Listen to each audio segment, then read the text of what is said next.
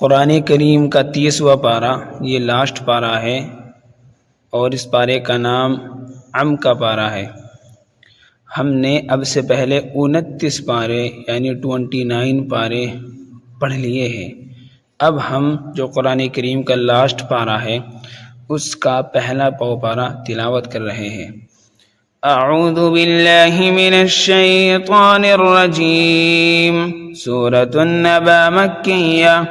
बिस्मिल्लाहिर रहमानिर रहीम। अम्मा यतसाअलून अनिन नबइल अज़ीमिल्लज़ी हुम फ़ीहि मुख़्तलिफ़ून कल्ला सयअलमून थुम्मा कल्ला सयअलमून अलम नजअलिल अर्द मिहादन वल जिबाल औतादा व खलक़नाकुम अज़वाजन वजअलना नौमकुम सुबाता वजअलना अल-लैल लिबासन वजअलना अन-नहारा मआशा वबनैना फ़ौक़कुम सबअन शिदादा वजअलना सिराजन वहाजा वअंज़लना मिनल मुअसिराति माअन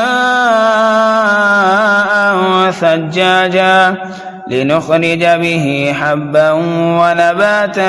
वजन्नातिन अल्फ़ाफ़ा इन्न यौमल फ़स्लि कान मीक़ाता यौम युन्फ़ख़ु फ़िस्सूरि फ़तअतून अफ़वाजा वफ़ुतिहतिस समाअु फ़कानत अबवाबा वसुय्यरतिल जिबालु फ़कानत सराबा इन्न जहन्नम कानत मिरसादन लित्ताग़ीन मआबन लाबिसीन फ़ीहा अहक़ाबा ला यذوقون فيها بردا ولا شرابا إلا حميما وغساقا جزاء وفاقا إنهم كانوا لا يرجون حسابا كذبوا بآياتنا كذابا وكل شيء أحصيناه كتابا فذوقوا فلن نزيدكم إلا عذابا إن للمتقين مفازا حدائق وأعنابا وكواعب أترابا وكأسا دهاقا لا يسمعون فيها لغوا ولا كذابا جزاء من ربك عطاء حسابا رب السماوات والأرض وما بينهما الرحمن لا يملكون منه خطابا يوم يقوم الروح والملائكة صفا لا يتكلمون إلا من أذن له الرحمن وقال صوابا ذلك اليوم الحق فمن شاء اتخذ إلى ربه مآبا إنا أنذرناكم عذابا قريبا يوم ينظر المرء ما قدمت يداه ويقول الكافر يا ليتني كنت ترابا سورة النازعات مكية بسم الله الرحمن الرحيم والنازعات غرقا والناشطات نشطا والسابحات سبحا فالسابقات سبقا فالمدبرات أمرا يوم ترجف الراجفة تتبعها الرادفة قلوب يومئذ واجفة أبصارها خاشعة يقولون أئنا لمردودون في الحافرة أئذا كنا عظاما نخرة قالوا تلك إذا كرة خاسرة فإنما هي زجرة واحدة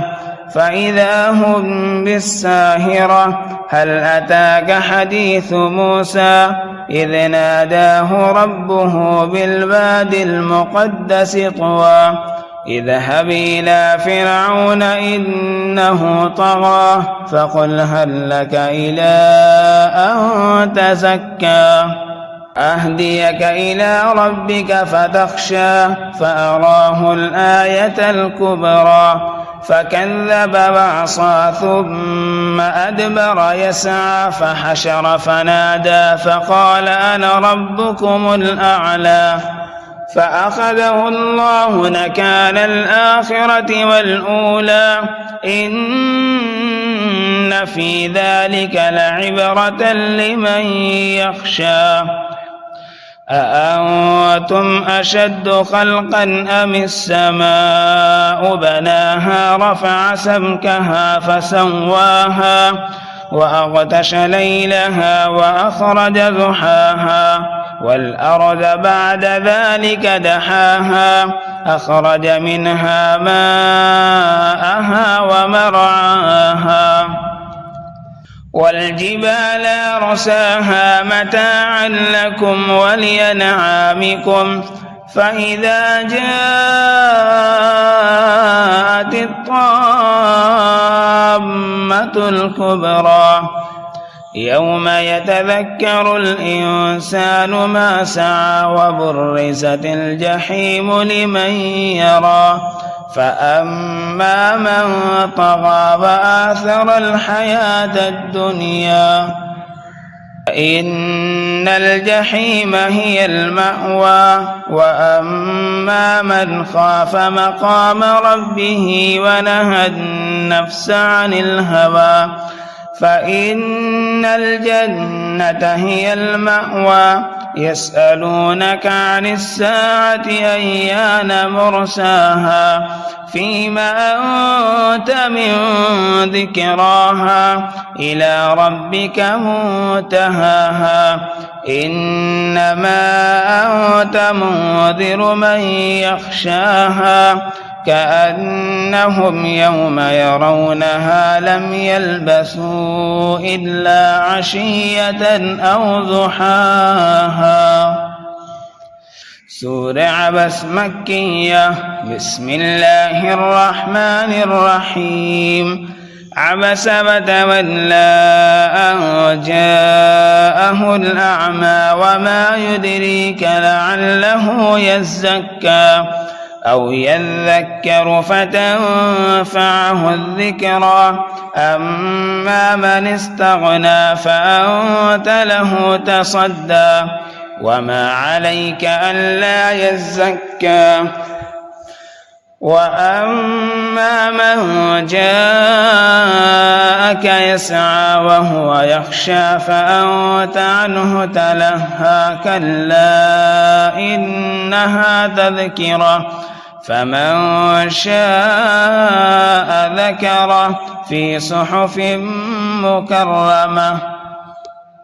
مرفوعة مطهرة بأيدي سفرة كرام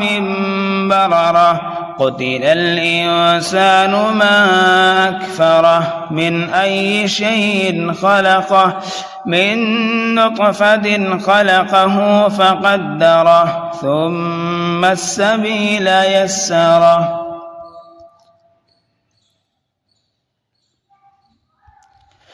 ثم أماته فأقبره ثم إذا شاء أنشره كلا لما يقض ما أمره فلينظر الإنسان إلى طعامه أنا صببنا الماء صبا ثم شققنا الأرض شقا فأنبتنا فيها حبا وعنبا وقضبا وزيتونا ونخلا وحدائق غلبا وفاكهة وأبا متاعا لكم ولأنعامكم فإذا جاءت الصاخة يوم يفر المرء من أخيه وأمه وأبيه وصاحبته وبنيه لكل امرئ منهم يومئذ شأن يغنيه وجوه يومئذ مسفرة ضاحكة مستبشرة ووجوه يومئذ عليها غبرة ترهقها قترة أولئك هم الكفرة الفجرة. سورة التكوير مكية. بسم الله الرحمن الرحيم. إذا الشمس كورت وإذا النجوم كدرت وإذا الجبال سيرت وإذا العشار عطلت وإذا الوحوش حشرت وإذا البحار سجرت وإذا النفوس زوجت وإذا الموءودة سئلت بأي ذنب قتلت وإذا الصحف نشرت وإذا السماء كشطت وإذا الجحيم سعرت وإذا الجنة أزلفت علمت نفس ما أحضرت فلا أقسم بالخنس الجوار الكنس والليل إذا عسعس والصبح إذا تنفس إنه لقول رسول كريم ذي قوة عند ذي العرش مكين مطاع ثم أمين وما صاحبكم بمجنون ولقد رآه بالأفق المبين وما هو على الغيب بضنين وما هو بقول شيطان رجيم فأين تذهبون إن هو إلا ذكر للعالمين لمن شاء منكم أن يستقيم وما تشاءون